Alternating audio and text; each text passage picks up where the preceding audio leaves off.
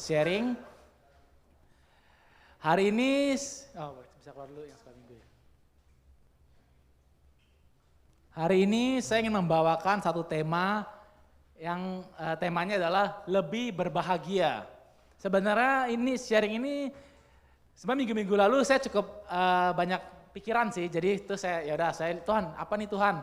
Terus saya buka email saya.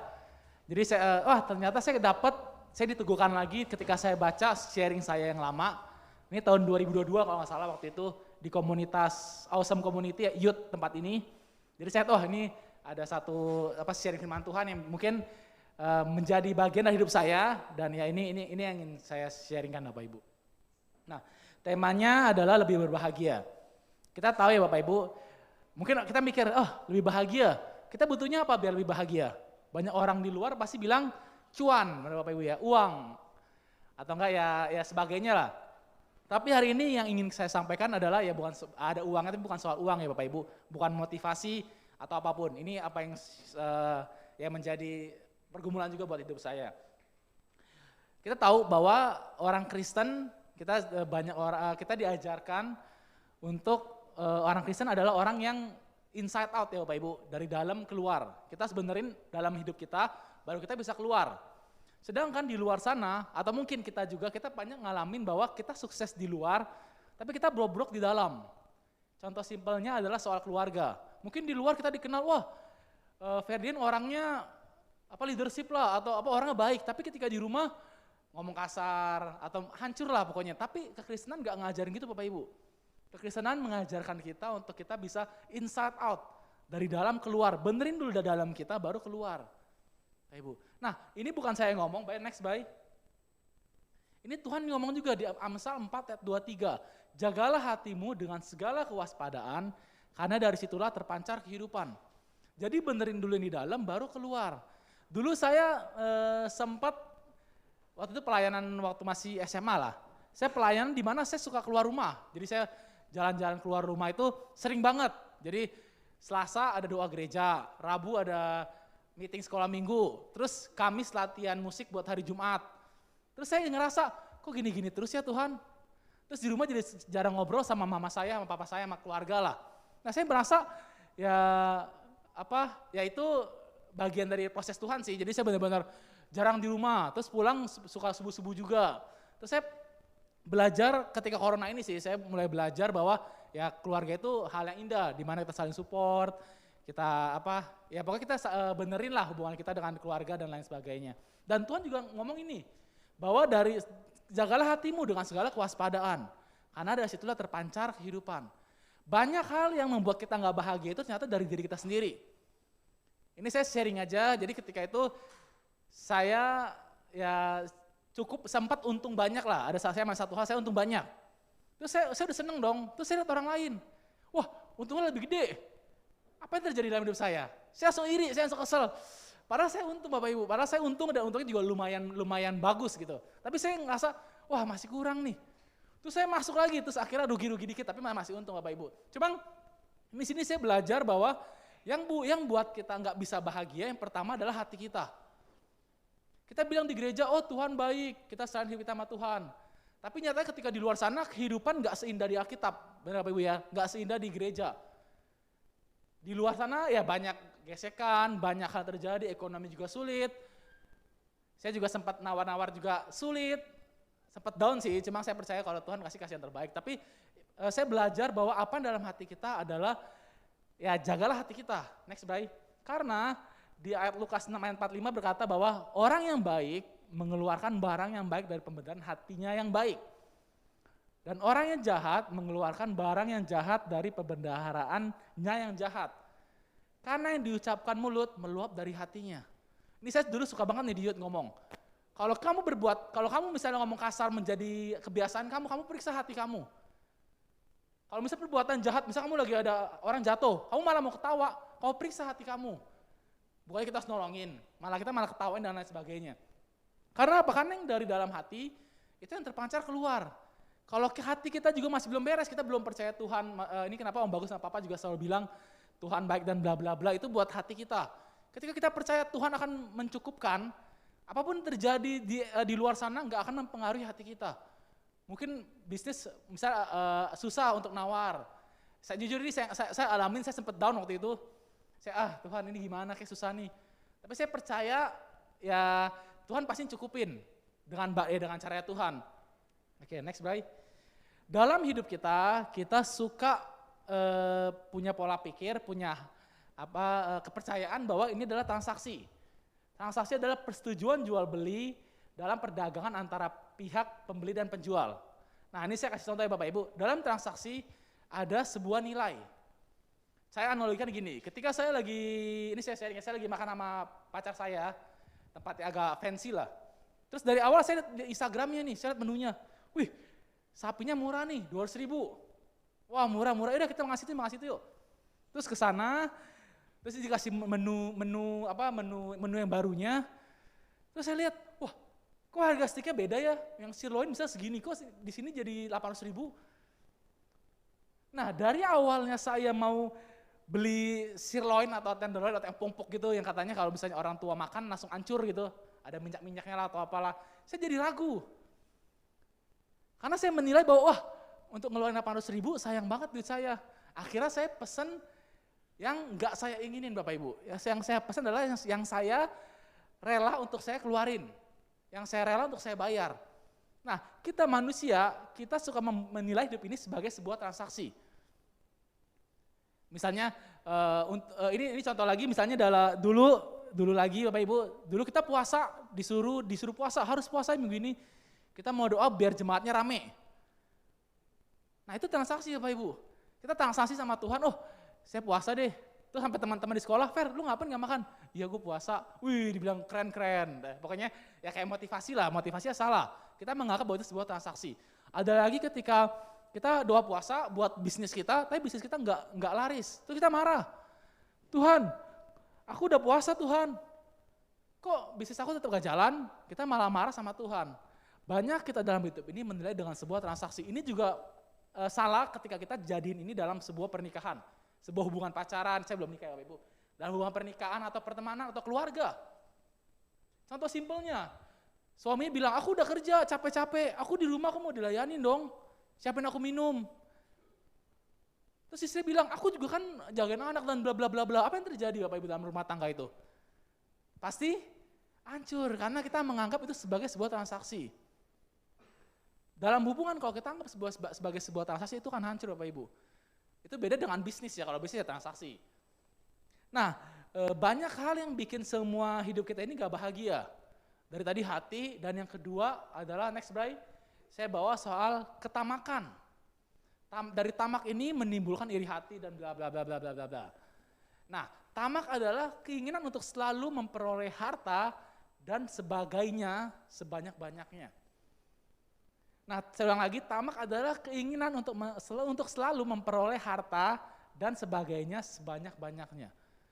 Dan ini sangat relate untuk anak-anak muda Bapak Ibu. Saya nggak tahu mungkin Bapak Ibu gimana, tapi waktu itu saya bawa anak muda, karena apa? Karena ini sangat relate. Simpelnya adalah anak-anak muda zaman sekarang mending ganti iPhone yang baru setiap tahun, daripada dia nabung.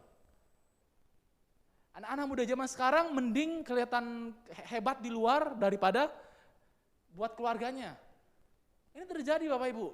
Teman saya masih muda sih, dia ganti iPhone yang paling baru. Padahal saya tahu, maksudnya dia gajinya berapa, terus keluarganya pergumulannya gimana. Tapi dia berani, lebih untuk dilihat orang lain. Wih, bobanya 3 misalnya, atau 2 ya, atau 4 kalau ada. Nah, banyak orang anak-anak muda zaman sekarang, saya nggak tahu jadi sama bapak dan ibu juga. Kalau kadang kita suka tamak, kita suka mengeluarkan apa yang kita nggak mampu tapi kita paksa. Ini saya bilang ke pacar saya bilang gini, kita kalau makan, mending kita makan yang kita makan terus happy. Jangan kita makan udah mahal-mahal, keluarnya mikirin, aduh sayangnya 800.000, aduh sayangnya 500.000. Mending kita makan yang biasa tapi ketika keluar kita happy. Karena apa? Karena tamak itu, tamak ini adalah akar dari sesuatu, dari semuanya lah. Kecewa, iri, dan sebagainya Bapak Ibu. Dan kalau kita bisa jadiin ini satu loncatan, itu akan menjadi motivasi kita. Tapi banyak kan, yang saya dulu sempat cerita, ketika saya di kamar, saya ngeliat orang usianya masih 24 tahun, udah bisa beli Alphard Bapak Ibu. Udah jadi CEO di perusahaan mana, saya langsung kayak down, dan apa yang terjadi? Next Bray, tamak itu, ketamakan bukan menjadikan kita jahat, ketamakan menjadikan kita hampa. Jadi ketika saya tidur, saya ngeliatin, wah keren ya, saya scroll IG-nya. Apa yang saya lakukan? Saya nggak ngapa-ngapain, saya cuma bilang, wah dia keren ya. Wah hebat dia, aku mah cuma apa tuh. Nah, ketamakan itu bukan buat kita untuk melangkah. Tapi kenapa ketamakan juga bukan buat kita jadi jahat, mungkin bisa jadi jahat ya, tapi enggak. Ketamakan itu buat kita jadi hampa Bapak Ibu. Kita lupa bahwa janji Tuhan itu luar biasa untuk setiap kita. Kita malah jadi hampa, malah malah ngapa-ngapain. Tuhan menggambarkan dengan luar biasa. Next Brian, di perumpamaan tentang talenta. Saya suka banget perumpamaan ini. Dan ini suka saya ulang-ulang. Kenapa saya suka perumpamaan ini? Karena kalau kita bayangin kenapa Tuhan harus kasih 2 sama 1. Kenapa ketika dia perumpamaan kenapa enggak 5 sama 2 aja? Atau 5 sama 1 aja sekalian ekstrim. Nah yang saya tangkap ya, yang saya ini adalah karena Tuhan mau menunjukkan bukan seberapanya aku kasih, seberapanya yang Tuhan sediain buat kita Bapak Ibu. Tapi gimana hati kita, gimana kesiapan kita, gimana ya hidup kita. Saya percaya bahwa setiap orang di sini pasti melakukan yang terbaik, dia kerja dengan yang terbaik umpamanya ya. Tapi ada orang yang dikasih 5, terus ada orang yang dikasih 2, ada orang yang dikasih 1. Kita tahu Bapak Ibu apa yang terjadi. Yang 5 dia kerja keras, dia gandain jadi 5 lagi jadi 10. Yang 2 dikit gak Bapak Ibu? Dikit ya. Nah apa yang terjadi? Dia berusaha juga dan akhirnya menghasilkan 2. Sedangkan yang 1, apa yang dia kerjakan? Dia gali tanah ya, dia simpen malah. Dia malah takut, dia malah merasa hampa, dia marah, dia kecewa. Akhirnya ketika tuannya pulang, dia marah, Tuhan engkau gak sayang sama aku. Masa cuma kasih aku 1? Nah dari talenta ini saya belajar bahwa bukan soal seberapanya, bukan soal di mana saya kerja, bukan soal keluarga mana yang saya dilahirkan, dan bukan sebagainya, tapi gimana hati kita menanggapi apa yang Tuhan kasih Bapak Ibu. Kadang kita dikasih cemang Tuhan, oke, kamu kasih 1 dulu. Tapi kita tamak, Tuhan ini mah kurang, aku gak bisa apa-apa dengan ini. Ini mah buat ngelakuin A aja udah habis. Oh Tuhan, bisnisku cuma untung misalnya 2%, 2% buat apalah, gak males ngerjain. Tapi kita lupa bahwa ketika kita ngerjain, kita kasih yang terbaik, Tuhan pasti akan mempercayain kita yang lainnya Bapak Ibu. Amin Bapak Ibu? Amin? Atau pada tidur? Nah, next Brian, di Lukas 12 ayat 15 juga berkata gini, katanya lagi kepada mereka, berjaga-jagalah dan waspadalah terhadap segala ketamakan. Sebab walaupun seorang berlimpah-limpah harta, hidupnya tidak akan tergantung dari apa pada kekayaannya itu. Jadi ingat Bapak Ibu, Tuhan Yesus juga di Alkitab juga ingetin banget bahwa semua yang kita punya di dunia ini itu sementara. Jadi jangan jadikan ketamakan atau egois dan lain-lain sebagai hal yang ingin kita tuju Bapak Ibu, tapi percaya sama janji Tuhan. Next Brian, kita juga ini ada satu quotes juga, kalau dibilang hidup ini perlu uang, ya saya setuju hidup ini butuh uang. Untuk bahagia juga butuh uang, saya setuju. Bapak Ibu. Tapi dengan uang gak bisa bikin kita bahagia kan? Ini ada quotes yang bilang gini, money can buy house, but not home. Uang bisa beli rumah, tapi gak bisa kasih rasanya di rumah. Enaknya di rumah. Terus uang bisa beli kasur, tapi belum tentu bisa tidur. Benar Bapak Ibu? Kasurnya empuk, tapi yang bisa 50 juta, tapi gak bisa tidur. Terus ada lagi, money can buy clock, but not time. Uang bisa beli jam dinding, jam tangan mahal, tapi uang gak bisa beli waktu, gak bisa mundurin waktu dan sebagainya. Uang bisa beli buku, tapi bukan pengetahuan kita. Uang bisa membeli teman, tapi gak bisa love-nya kasihnya itu, nggak bisa memastikan kalau dia mengasihi kita. Amin Bapak Ibu. Jadi poin pertama ini saya mau menyatakan bahwa kita dalam hidup ini kita suka menganggap kehidupan ini sebagai sebuah transaksi. Bahkan ada orang yang bilang ketika gua ketemu ini orang jutaan dolar nih. Dia kalau dia voting gua, kalau dia kasih gua nilai, gua dapat jutaan dolar dari dia nih. Gaji gua langsung naik berapa persen nih. Ada orang kayak gitu Bapak Ibu. Oh ketika gua ketemu dia mah nggak berguna, ngapain, males Oh kalau misalnya ketemu ini gue harus dewa-dewakan kata orang. Bahkan ada yang bilang gini, gue sujud depan dia juga gue mau. Karena kalau dia kasih voting ke gue atau dia kasih nilai ke gue bisa naik tinggi gaji gue. Nah banyak kita manusia, kita lebih lihat ke maninya, ke uangnya Bapak Ibu. Tapi kita lupa bahwa Tuhan Yesus itu bukan sebuah transaksi. Hubungan kita sama Tuhan itu bukan sebuah transaksi. Kehidupan ini juga bukan sebuah transaksi Bapak Ibu. Next Brian, saya umpamakan lagi dengan perumpamaan Tuhan Yesus di Matius 20 ayat 1 sampai 18. Ini juga suka banget kita dengar ya Bapak Ibu. Saya bacain, adapun hal kerajaan sorga sama seperti seorang tuan rumah yang pagi-pagi benar keluar mencari pekerja-pekerja untuk kebun anggurnya. Setelah ia sepakat dengan pekerja-pekerja itu mengenai upah sedinar sehari, ia menyuruh mereka untuk ke kebun anggur. Kira-kira pukul 9 pagi ia keluar pula dan dilihatlah ada lagi orang-orang itu menganggur di pasar. Katanya kepada mereka, pergi jugalah kamu ke kebun anggurku dan apa yang pantas akan kuberikan kepadamu. Dan mereka pun pergi. Kira-kira pukul 12 dan pukul 3 petang ia keluar pula dan melakukan sama seperti yang tadi. Kira-kira pukul 5 petang ia keluar lagi dan mendapatkan orang-orang lagi pula, lalu katanya kepada mereka, mengapa kamu menganggur saja di sini sepanjang hari? Kata mereka kepadanya, karena tidak ada orang yang mengupah kami. Katanya kepada mereka, pergilah juga kamu ke kebun anggurku. Ketika hari malam, Tuhan itu berkata kepada mandurnya, panggillah pekerja-pekerja itu dengan bayaran upah mereka, mulai dengan mereka yang masuk terakhir hingga mereka yang masuk terdahulu. Maka datanglah mereka dan yang mulai bekerja kira-kira pukul 5 dan mereka menerima masing-masing 1 dinar. Kemudian datang mereka yang masuk terdahulu. Sangkanya akan mendapat lebih banyak, tetapi mereka pun menerima masing-masing 1 dinar juga. Ketika menerimanya, mereka bersungut-sungut kepada Tuhan itu. Katanya, mereka yang masuk terakhir, ini hanya bekerja 1 jam, dan engkau yang menyamakan mereka dengan kami yang seharian untuk bekerja, berat dan menanggung panas, terik matahari.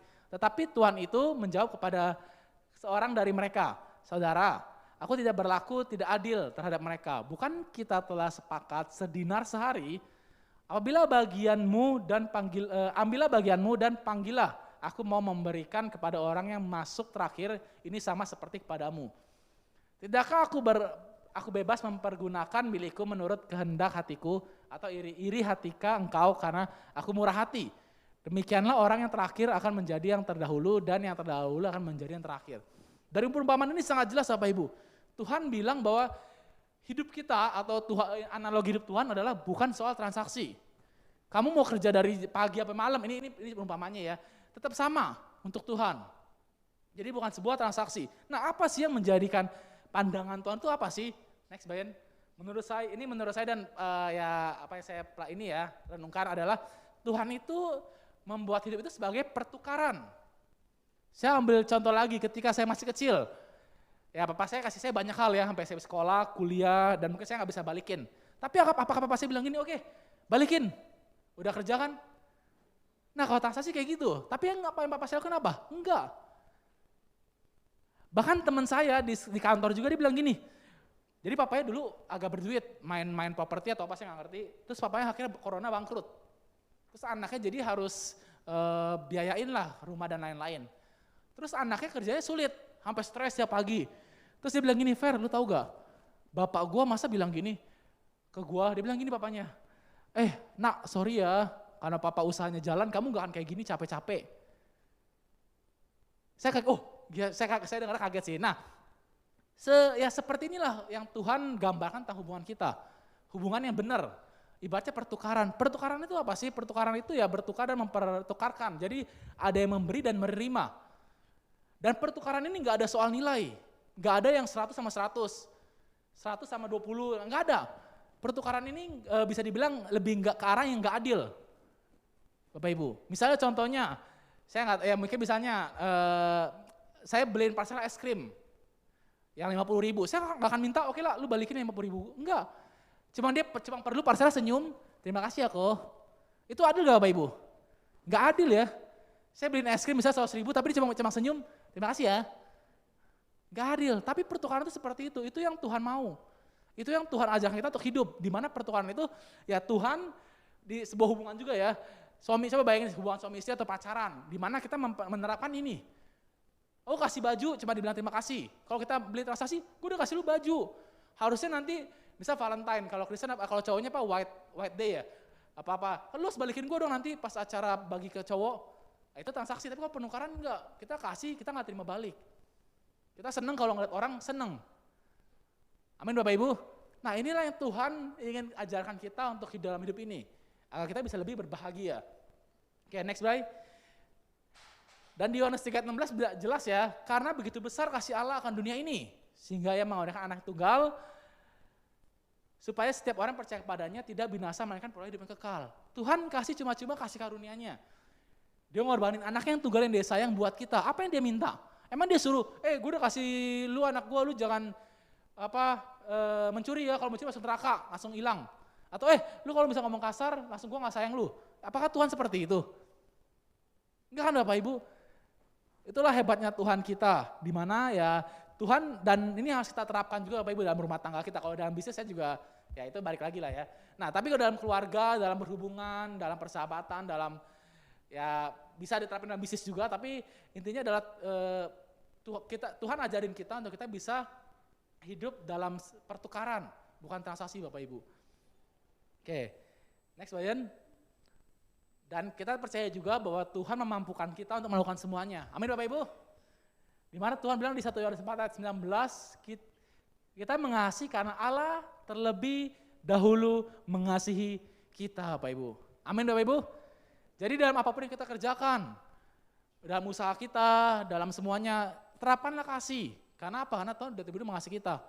Oh dia udah bohongin aku, udah bohongin gua misalnya. Gua gak mau lah berhubungan sama dia. Enggak kayak gitu Bapak Ibu. Kita tetap berhubungan tapi mungkin ada beberapa hal yang harus kita jaga. Nah itu dia apa yang ingin Tuhan ingin kita hidup seperti itu. Oke, next Bayan, ini ayat terakhir.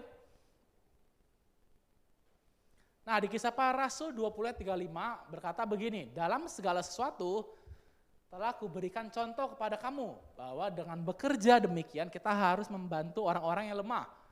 Dan harus mengingat perkataan Tuhan Yesus sebab Ia sendiri telah mengatakan adalah lebih berbahagia memberi daripada menerima. Amin Bapak Ibu. Nah saya ada satu contoh lagi ketika ini lebih ke teman saya alamin sih. Dia cerita, gue waktu pas beli iPhone bergebu-gebu. Tapi pas gue beli ya biasa aja. Nah itulah dia Bapak Ibu. Karena kenapa? Karena kita lebih bahagia memberi daripada menerima. Kita punya uang banyak beli Ferrari, emang bisa kita bahagiain. Bisa buat kita bahagia, malah kita sayang pakai mobil itu. Takut lecet, takut kena gajukan, hancur. Mending ada orang bilang, mending gue pakai Avanza. Jadi ngapain gue harus beli mobil mahal, mending gue beli Calya. Yang gue enak pakai. Nah itu dia Bapak Ibu. Dan terakhir, saya tutup dengan, there is more to life than your stuff. Jadi lebih berharga, lebih wow hidup kita daripada apa yang kita punya, apa yang kita milikin. Jadi ya saya ingin memberikan kesimpulan bahwa dalam hidup ini kita sekarang ini mungkin lebih banyak menggunakan transaksi. Padahal kita tahu bahwa transaksi itu ya banyak kan malah mengecewakan kita. Harusnya kita punya prinsip pertukaran di mana Tuhan udah kasih kita lebih dan kita bisa memberikan orang lain lebih juga. Jadi ya dari saya itu aja. Terima kasih Bapak Ibu. Mungkin Papa.